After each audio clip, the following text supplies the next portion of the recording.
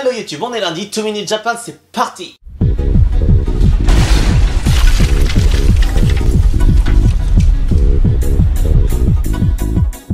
Aujourd'hui, j'ai envie de me reposer, de rester cool.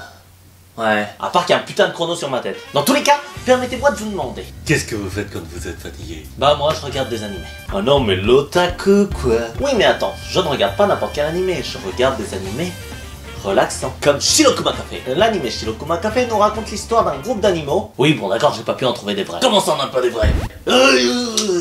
Et ces animaux vivent parmi les humains comme des humains. C'est-à-dire qu'ils travaillent, ils mangent, ils dorment, ils habitent dans des maisons. Et on suit ces animaux au travers de leurs petits tracas quotidiens, de leur travail, de leur vie.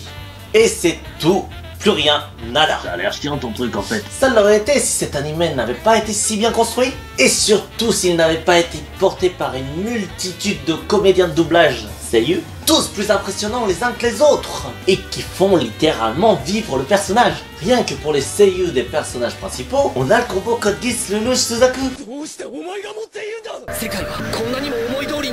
C'est-à-dire Fukuyama Jun et Sakurai Takahiro. Donc Lelouch devient un panda et Suzaku devient un ours blanc. Qu'est-ce que vous dites de ça? On a aussi Kamiya Hiroshi ou Orihara Izaya.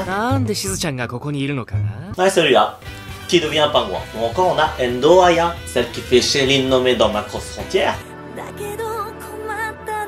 Ou Komugi-chan dans Hunter x Hunter. Qui joue Sasako-san.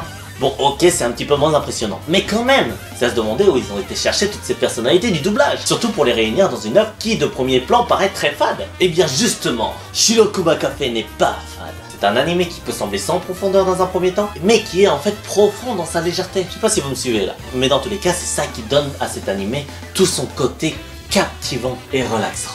Et voilà, en tout cas, allez le regarder. Ciao!